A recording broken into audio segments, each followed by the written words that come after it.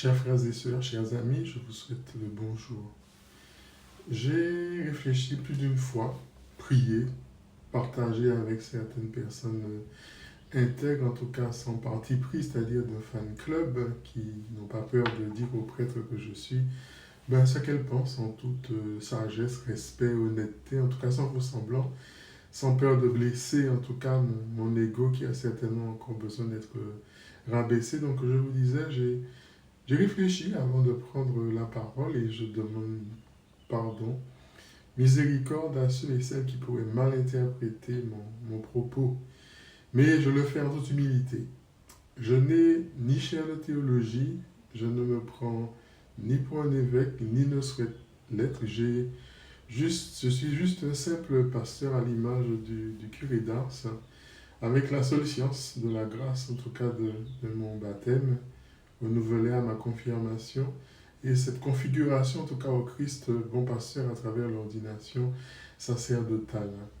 Alors, cette configuration à Jésus, elle est parfois difficile à exercer, en tout cas lorsqu'il s'agit de prendre la parole pour parfois déranger, bousculer nos pratiques, notre manière de faire. Je crois que cette difficulté est d'autant plus terrible lorsque, en Église, dans l'Église, il n'y a pas toujours de structure, de frères, de sœurs pour vous accompagner quand le Seigneur vous permet, malgré votre grande indignité, de vivre certaines expériences hors du commun, en vous invitant à prendre la parole en son nom.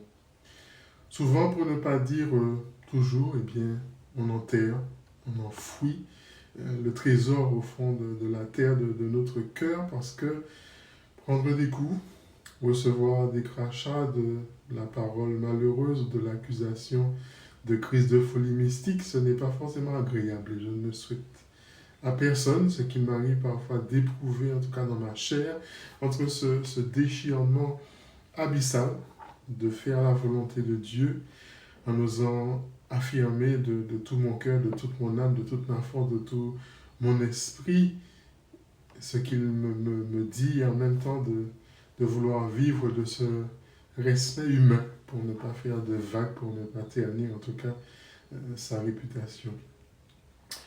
Au couvent des Dominicains Saint-Thomas d'Aquin, où je suis, à Toulouse, en confinement, comme vous autres, comme le disait le prieur l'autre jour, presque honteux d'y être, puisque nous sommes, je dirais, dans l'abondance spirituelle et dans l'abondance aussi matérielle, alors que dans la rue, il y a des frères, des sœurs des périphéries qui sont livrés à leur seul merci parce que leur prise en charge, elle tarde, ou encore nous sommes dans l'abondance par rapport à vous autres qui êtes privés de sacrements, mais vous, quand même, vous êtes dans cette surabondance, et j'y reviendrai tout à l'heure. Et surtout, en tout cas, nous sommes dans la surabondance par rapport à toutes celles et ceux qui sont atteints de cette pandémie et qui vivent des douleurs parfois atroces, même si certains continuent leur petite sortie pour acheter des coca, aller voir quelle est la tête de ma conseillère à la banque avec son masque. Je vous ferai grâce en tout cas des autres anecdotes et enfantillages de certains. En tout cas, finalement, on est loin d'être cette église en sortie dont parle le pape François. Alors, est-ce que c'est vraiment ce que Dieu attend de nous? Je n'en sais rien. Même si ça ressemble un certain peu à un passage des Écritures où l'église était enfermée, confinée dans une chambre haute dans l'attente de l'Esprit. En tout cas, ce n'est pas la première épidémie que le monde connaît, et ce ne sera certainement pas la dernière, non plus la plus grave. Pensez à la grippe espagnole à la fin de la Première Guerre mondiale, qui a fait plus de 50 millions de morts, je dis bien 50 millions de morts. L'Église, à ce moment-là, était en première ligne. Et si vous êtes un peu curieux, allez voir un petit peu les archives photographiques de l'époque. On voit ces religieuses qui allaient s'occuper des malades et qui portaient, en tout cas déjà, le célèbre masque dont on parle aujourd'hui. Donc, rien de nouveau sous le soleil. Les chrétiens étaient presque en première ligne pour pratiquer la charité, quelquefois en péril de leur vie. C'était l'occasion pour en tout cas de manifester leur foi. Pendant cette terrible épidémie de la grippe espagnole, eh bien, l'Église continuait à célébrer le culte. On utilisait les sacrements, les sacramentaux, le recours à l'intercession des saints, en tout cas cette grande tradition de l'Église. Mais cette fois-ci, eh bien, nous ne sommes pas en sortie, mais confinés dans cette chambre haute, dans l'attente de l'Esprit, et ma foi, pas si démunis que nous prétendons l'être. Aussi, tout en profitant de cette abondance que je reçois comme à la fois une grâce, mais en même temps dans un véritable bouleversement, dans le sens de retournement intérieur, un vrai carême en tout cas avec Jésus au désert.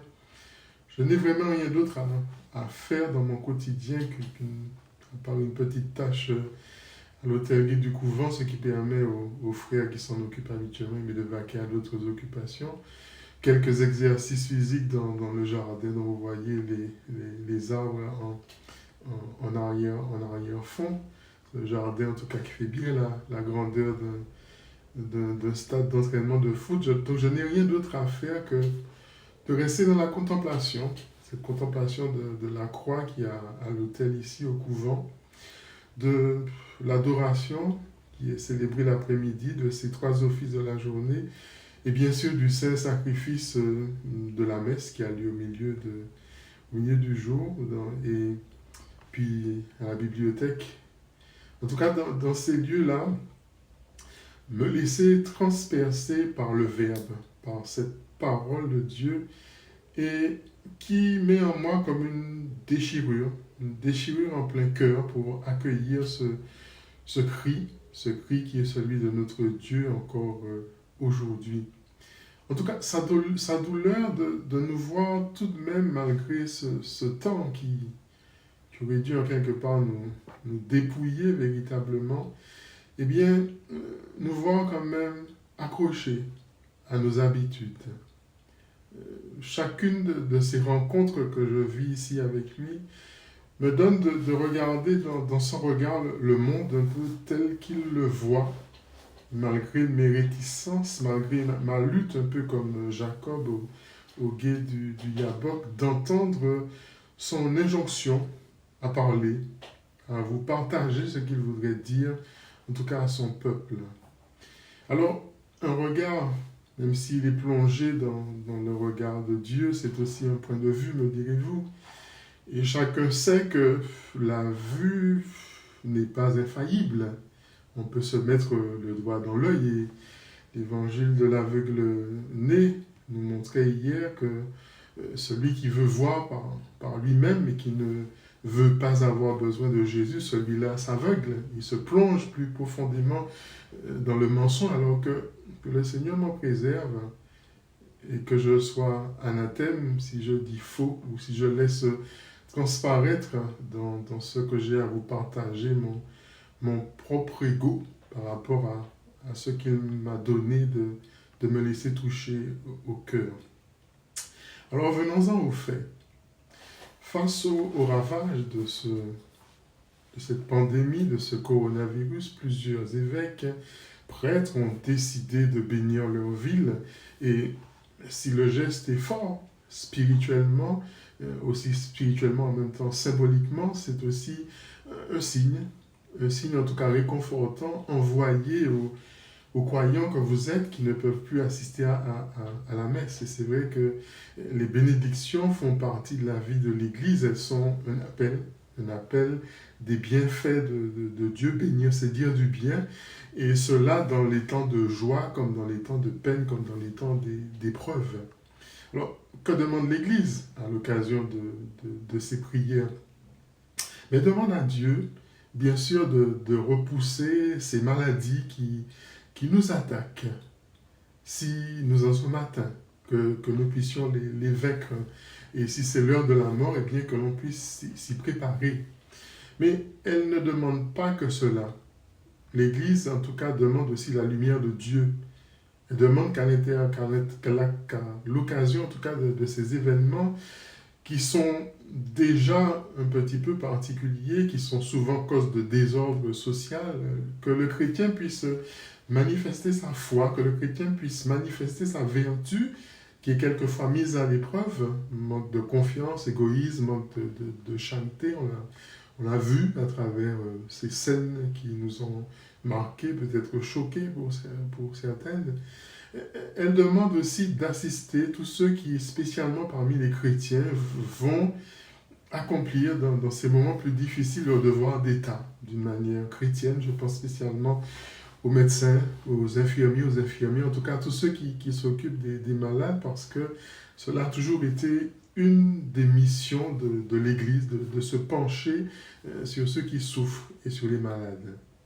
L'Église prie aussi pour les autorités publiques, parce que ce genre d'épreuve, ce genre de calamité demande à ce que l'on soit gouverné, en tout cas d'une manière droite, avec prudence, avec sagesse, et même si nous ne partageons pas, bien loin de là, toutes les positions, toutes les opinions de ceux qui nous gouvernent en ces temps, il y a des moments où nous devons demander au bon Dieu, comme le disait si bien Saint Pierre, en tout cas de les éclairer, de prendre ce temps de les éclairer pour que nous puissions en tout cas nous soumettre à des décisions, à des commandements qui sont sages.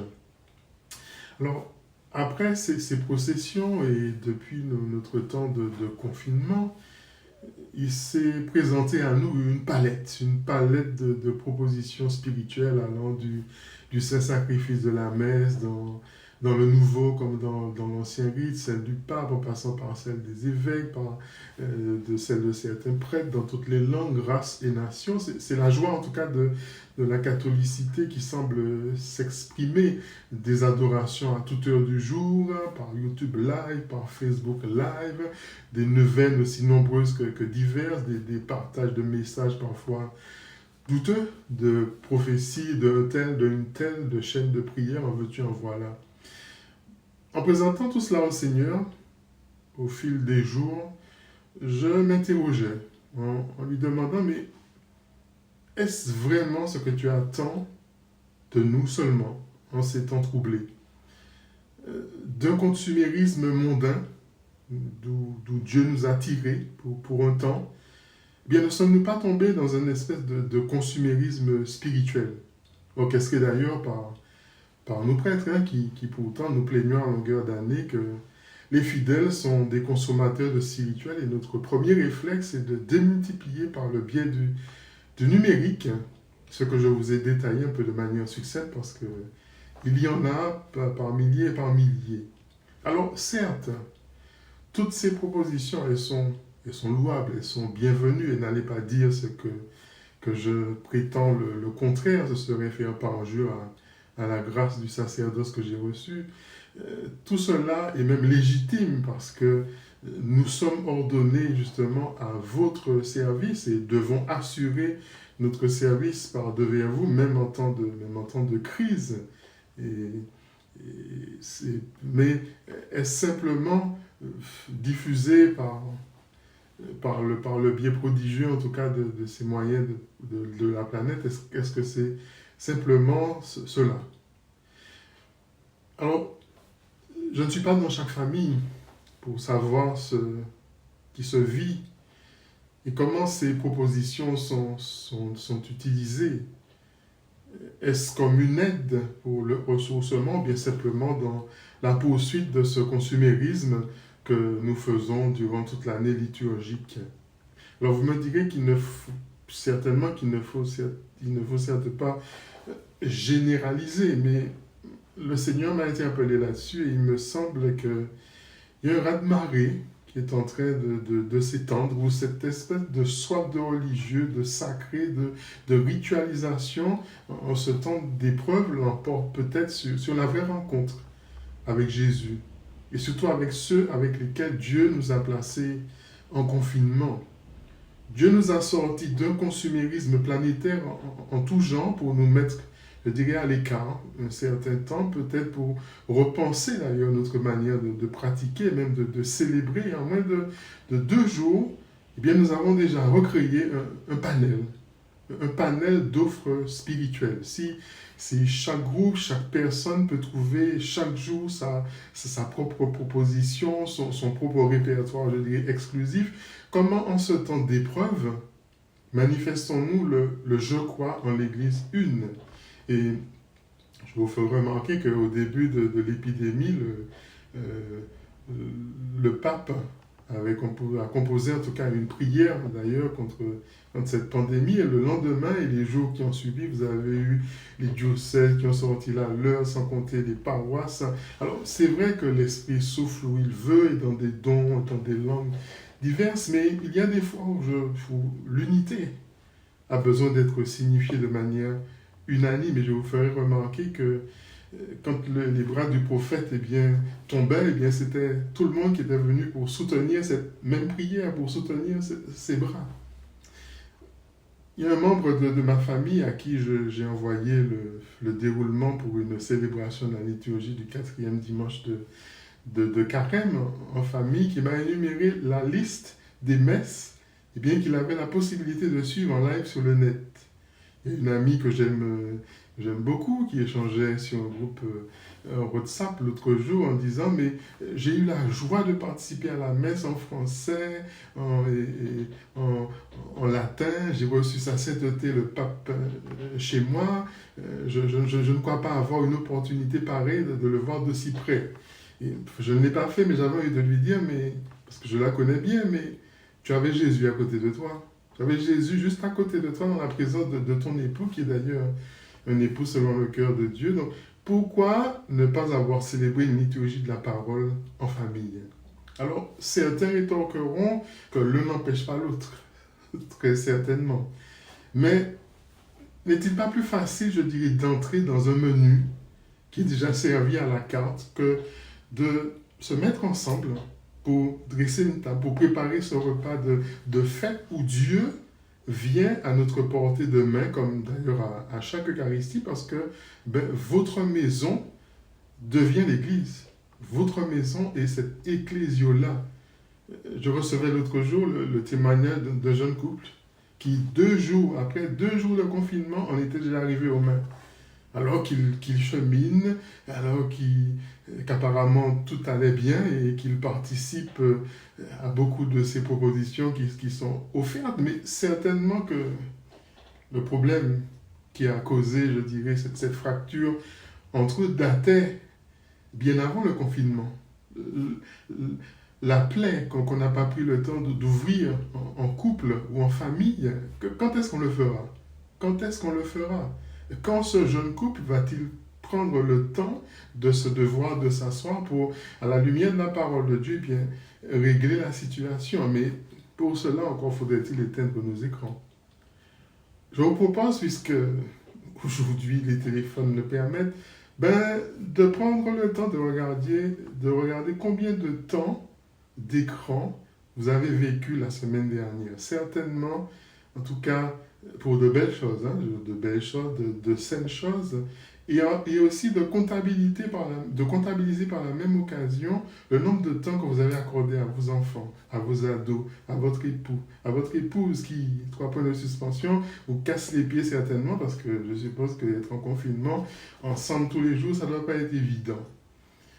Je voudrais vous dire au nom du Seigneur que cela aussi c'est prier, que cela aussi c'est adorer, que cela aussi c'est célébrer l'Eucharistie, c'est-à-dire rechercher véritablement cette communion que le Seigneur attend de nous.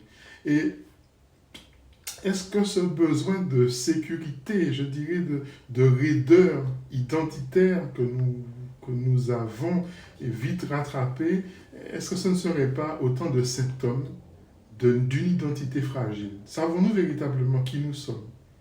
Est-ce que les vieux démons de l'individualisation, des pratiques et du piétisme ne nous a pas aussi vite rattrapés quand on nous a demandé de fermer nos églises? Alors, le juste milieu en or du poète Horace existe-t-il? Alors, L'histoire nous apprend que les mouvements pendulaires sont parfois brutaux. Je prends le risque de formuler l'hypothèse d'un mécanisme et je le nommerai l'effet pervers ou l'effet boomerang. Ou comment, en recherchant un effet louable, on obtient des fois des effets indésirables comme pour certains médicaments. Et l'effet pervers qui se produit in fine, c'est que beaucoup, en cette épreuve, pour exprimer sa foi, se réfugient dans une forme, je dirais, affadie, dévotionnelle, qui flatte notre subjectivité. Et en voulant faire beaucoup pour Dieu, finalement, est-ce qu'on ne ferme pas la porte à Dieu? Quand notre fenêtre quotidienne devient souvent pour beaucoup en ces jours leur ordinateur, leur smartphone, leur tablette, leur petit écran, certes, encore une fois, pour des choses pieuses, est-ce que l'écran ne fait pas écran à la fenêtre sur Dieu? Cette fenêtre sur Dieu que nous avons à portée de main, qui est la Bible, cette fenêtre sur Dieu que nous avons à portée de main, qui est le frère, qui est la sœur, qui est l'époux, qui est l'épouse ou qui sais-je, avec qui nous sommes en confinement, mais nous avons notre rituel liturgique à portée de main, à portée de clic, et des fois pas question pour certains de rater aucun épisode entre la messe d'un tel, l'adoration, le chapelet de tel site, les vêpres de telle autre communauté. J'ai envie de vous dire à la suite de l'Ecclésiaste, rien de nouveau sur le soleil, du pareil au même de ce que nous faisons à longueur d'année liturgique. Alors, je m'interroge à double titre, comme chrétien, mais aussi comme prêtre, puisque je vous le disais, des fois, nous prêtres, nous nous plaignons de ce que nous constatons que vous êtes parfois des consommateurs, puisque des acteurs, je dirais, engagés, et pourtant, nous sommes les premiers, au lendemain du début de la crise, d'avoir démultiplié cette offre de consommation à portée de clic, à portée de connexion. Mais sommes-nous vraiment connectés? Sommes-nous vraiment connectés à Dieu dans cette radicalité de ce qu'il veut nous faire toucher à travers ce que sa providence, en tout cas, veut nous donner à travers cette épreuve-là. Et je voudrais vous partager, puisque ici j'ai le temps de lire, et ma foi, la bibliothèque, il y a de quoi faire pour des siècles et des siècles. Je voudrais vous partager ce texte du pape Paul VI qui date de 1969, alors qui est attrait à la liturgie, mais qui pourrait être appliqué aux propos sur lesquels je vous instruis en cet instant. Citation donc. C'est la volonté du Christ, c'est le souffle de l'Esprit Saint qui appelle l'Église à cette mutation. Nous devons y voir un instant prophétique qui secoue l'Église, qui la réveille, qui l'oblige à renouveler l'art mystérieux de sa prière. Fin de citation. Tout cela pour vous dire que si en ces temps douloureux, eh bien nous prenions les moyens de dégager de nos vies tout ce qui empêche la lumière de la foi reçue au jour de notre baptême de rayonner, fût-ce toutes nos bricoles religieuses. Je vous rappelle qu'à l'époque de Jésus, il est venu bousculer tous les codes de pratique qui étaient justement établis dans cette manière de vivre la religion. Non pas abolir, dit-il, mais accomplir. Est-ce que nous acceptons d'entrer dans un accomplissement qui vient nous bousculer, qui vient nous déranger, dans lequel le Seigneur vient nous faire entrer à travers cette épreuve-là? Chers amis, il est imposé à beaucoup d'entre nous de dire un sabbat sur plusieurs semaines. Nos travaux sont suspendus, nos liens sont distendus, notre vie est bouleversée et hélas, pour d'autres, eh bien, elle est surchargée, elle est même des fois mise en danger. La loi nous enferme, je dirais même au sens propre. C'est pour le bien de tous, à commencer par le sort de ceux qui sont les victimes. En tout cas, c'est une solidarité qui se traduit par la séparation, la mise à distance. Si nous avons la foi, véritablement, saurons-nous dépasser saurons-nous accomplir ce sabbat extraordinaire sans chercher à le combler, je dirais, à tout prix, de gâteries spirituelles? Renvoyer à nous-mêmes, saurons-nous retrouver cette force intérieure qu'admirait Jésus quand il répondait à celui ou celle qui venait vers lui en rompant le sabbat: ta foi t'a sauvé. Bérulle ajoutait: parce que tu le veux. Donc, ce recul qui nous est imposé nous permettra-t-il d'approfondir le sens de nos vies et au besoin de vouloir les dépasser? Voulons-nous en modifier le cours pour aller mieux, pour aller plus loin, pour aller vers plus de lumière? La rupture des liens avec nos proches, avec nos collègues, nous fera-t-elle prendre conscience de ce qu'ils sont vitaux pour nous, pour eux, et qu'on peut dépasser justement cette solidarité pour aller vers la fraternité? Soyons réalistes. Dans les semaines qui viennent, beaucoup d'entre nous risquent de se retrouver dans des situations très difficiles qui vont handicaper sérieusement leur avenir. Et ils auront besoin d'une aide, mais d'une aide désintéressée. Comme nous-mêmes, nous aurons certainement besoin d'être secondés ou encore d'être secourus. Cette sortie de crise, elle sera longue. Si longue qu'il nous faudra sûrement quelques sabbats pour pouvoir souffler, pour pouvoir prier, pour pouvoir aimer et ne pas retomber de plein pied dans cette routine qu'apparemment nous n'avons pas tant laissé que cela.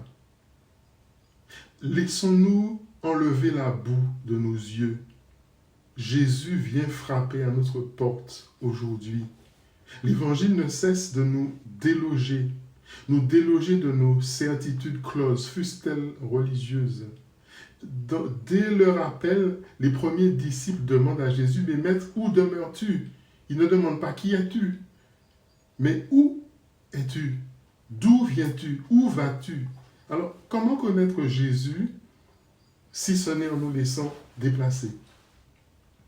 Quand nous cherchons à le connaître, eh bien, nous découvrons notre propre identité de disciple, notre propre identité de fils, et nous sommes mis en mouvement. Nous sommes amenés au-delà de tout savoir, libérés de nos certitudes, ouverts à l'inconnu, à l'infini de Dieu. Dieu qui ne se laisse jamais enfermer. Personne ne peut mettre la main sur lui. Lui allait son chemin. Alors nous non plus ne la mettons pas. Restons accueil. Demeurons éveillés. Laissons un espace pour que Dieu fasse son chemin, le chemin de sa venue à travers ce temps qui nous est donné. Mes amis, le mal il est là, le mal est même obstiné, irréversible, déguisé parfois dans le consumérisme religieux. Comment ne pas sombrer de son côté? Comment ne pas pactiser avec lui, ajoutant un virus qui est celui du mépris, celui de la haine des autres, ça va jusque-là. Comment ne pas se laisser contaminer, non pas par le virus, mais par le mal? Comment vivre en paix, confiné dans nos maisons? Cela ne sera pas toujours facile, pas seulement pour les enfants. Comment soutenir les associations qui viennent en aide à ceux qui n'ont pas de chez eux? Car nous avons un chez eux, vous qui m'écoutez. SDF, migrants. Comment continuer les distributions de nourriture alors que nous mangeons à notre faim, nous surconsommons, nous achetons puisqu'il n'en faut? Comment ne pas profiter du système puisque l'État paye? Pourquoi se casser les pieds à bosser? La délinquance, l'ultralibéralisme ont vite fait de voir toutes les opportunités que leur offrait le virus. Et le racisme aussi s'en donne à cœur joie. C'est la faute aux Chinois. En tout cas, chaque existence, mes amis, est confrontée au mal, à un moment ou à un autre. Nous le sommes actuellement, mais ensemble. Non pas seulement en France, mais dans le monde. Comment ne pas succomber au mal? c'est un moment de vérité qui nous est donné de vivre. C'est un kairos, comme disent les théologiens en parlant grec. Notre existence est mise, sœurs et frères, en lumière. Comme toujours, même si nous ne le voyons pas souvent, l'astre d'en haut vient nous visiter. Il vient illuminer ce qui marchait dans les ténèbres et dans l'ombre de la mort pour nous conduire au chemin de la paix. Alors en ces temps de confinement, en ces temps de crise sanitaire mondiale, nos yeux, notre cœur sont appelés à s'ouvrir. Qu'est-ce qui est en train de changer ou qu'est-ce que nous sommes prêts à changer dans nos comportements, dans notre pratique religieuse, dans notre vision du monde, dans notre relation aux autres, dans notre foi en celui qui est la lumière du monde. Alors, nous sommes à mi-chemin de notre marche vers Pâques. Je vous propose un défi, que nous arrêtions peut-être chrétiens de parler du coronavirus, puis que nous retrouvions le chemin de notre carême, non pas en oubliant les autres, mais en intégrant les autres et en nous recentrant sur le Christ, qui est à portée de main, je vous le répète encore, pas seulement à travers vos écrans, à portée de main chez vous, à travers la Bible, à travers celui avec qui vous vivez cet instant. Et l'évangile du mercredi des Cendres nous a enjoint de nous retirer dans notre chambre pour y prier Dieu dans le secret. Et si vous appliquiez, je dirais, un peu plus cette invitation pendant les 2 semaines, si nous appliquions cette implication-là dans les 2 semaines qui nous restent. Alors au nom de Jésus, je vous promets, et je prierai pour cela, pour que votre vie, celle de vos proches, mais aussi celle de vos ennemis, soit renouvelée. Alors, je terminerai juste en vous disant que cette maladie a une particularité telle qu'on la voit aujourd'hui, c'est qu'il semble qu'elle ne touche pas ou moins gravement les enfants. Alors il y a peut-être un signe de Dieu, puisque dans l'Évangile, Jésus nous dit, mais si vous redeveniez comme des enfants, eh bien, si vous ne revenez pas comme des enfants, vous n'entrerez pas dans le royaume des cieux. Peut-être qu'il y a un appel. Acceptez d'être enfant, acceptez de vouloir tout faire comme nous avons l'habitude, accepter de nous laisser prendre par la main pour que Dieu nous montre ce qu'il veut véritablement réaliser dans nos vies, ce qu'il veut que nous fassions chaque jour, malgré toutes les propositions qui nous sont données. Avez-vous pris le temps de demander au Seigneur, mais voilà, il y a tout ça, qu'est-ce que tu veux que je fasse de tout cela? Mercredi prochain, 25 mars, fête de l'Annonciation du Seigneur à l'appel de nos évêques, au carillon des cloches, et bien simplement et avec audace, posons des lumières sur nos fenêtres, en signe de solidarité, en signe de foi. Lisons, méditons l'évangile de l'Annonciation. Ne prenons pas seulement le temps de nous placer devant la télé ou notre écran pour regarder la messe, participer à la messe avec le pape, mais méditons cet évangile de l'Annonciation. Prions le chapelet. Que les chrétiens soient porteurs de lumière et porteurs de fraternité. Alors, je vous assure de ma prière et surtout je me souviendrai de chacun de vous pendant la célébration de la messe, ici au couvent, chaque jour. Je demande la grâce de la bénédiction pour vous, au Seigneur, en cet instant. Que ton amour infini accueille et bénisse nos malades et ceux qui sont décédés. Que ton esprit de lumière protège et inspire les équipes qui combattent la maladie. Que ta tendresse apaise ceux qui souffrent et que ta grâce nous aide à trouver les justes paroles de réconfort, les gestes fraternels appropriés et à retrouver l'espérance dans la prière qui sauve. Que Dieu dans sa grâce bénisse chacun de vous au nom du Père et du Fils et du Saint-Esprit. Amen. Alors, il y a un réflexe qui est très courant en ce moment. Dès qu'on reçoit, on transmet. Je vous propose quelque chose. Prenez le temps peut-être de réécouter ce que j'ai dit. Prenez le temps de le laisser décanter au moins 3 jours avant de diffuser pour vérifier véritablement si ce que vous avez entendu vient du Seigneur. Ne soyons pas, je dirais, dans cette espèce d'addiction, dans cette espèce de diffusion à tout va, à tout vent. Soyons un peu... Revenons à l'essentiel, revenons à notre cœur. Soyez bénis, je vous aime et Dieu vous aime. À bientôt.